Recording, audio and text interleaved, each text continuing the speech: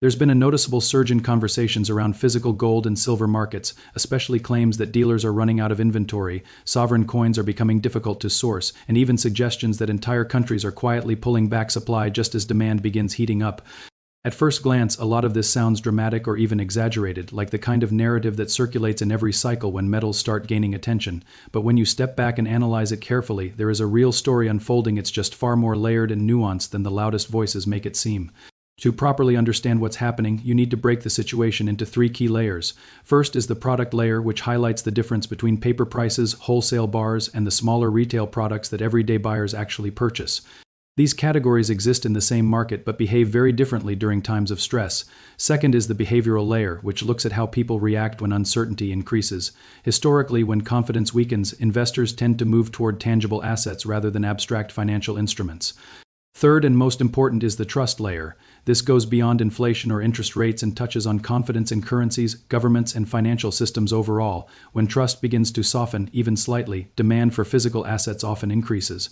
This doesn't mean the world is running out of silver or gold, but it does mean that the specific forms people prefer, recognizable coins, small bars, trusted products, can become harder to access quickly, even if broader supply still exists somewhere in the system.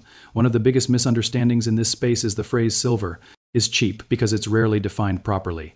Cheap compared to what? The futures price on a trading screen? Large industrial bars traded between institutions? Or small, highly recognizable coins sold to retail buyers?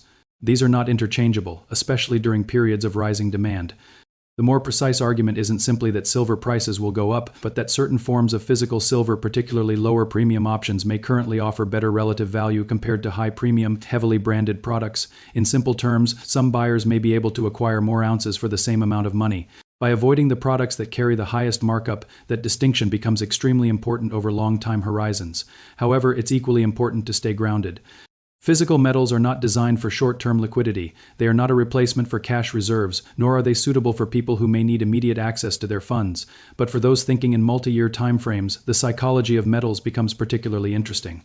Unlike stocks, where rising prices often encourage profit-taking, precious metals can behave differently. When prices rise, it doesn't always create sellers, it can actually attract more buyers. Higher prices sometimes signal deeper concerns about the financial system, prompting people to hold tighter rather than sell. This is why metals markets often feel counterintuitive. The motivation isn't always profit. In many cases, it's protection, stability, and a hedge against uncertainty. Another key point that needs to be clarified is the difference between a retail shortage and a global supply crisis. These two ideas are often confused, but they are fundamentally different. A retail shortage means that specific products like coins or small bars are temporarily difficult to find or come with higher premiums.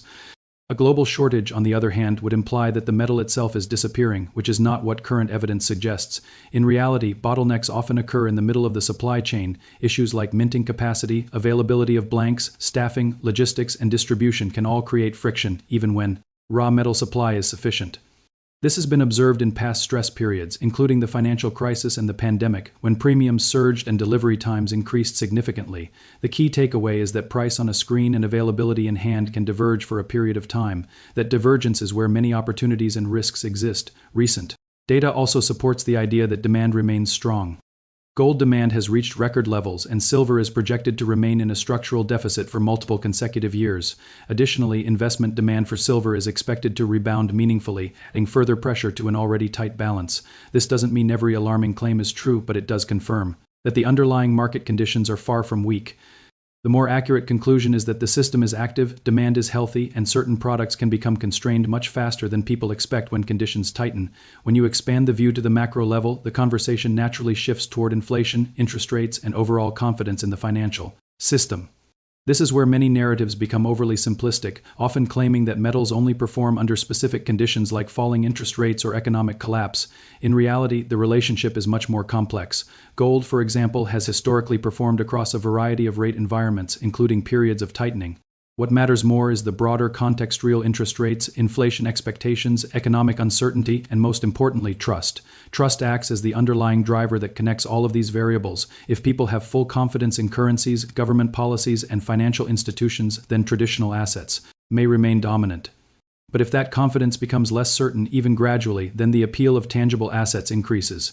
Importantly, this shift does not require a crisis scenario. Markets don't need to break for metals to perform well. A steady environment with moderate uncertainty, persistent inflation, and ongoing demand is often enough.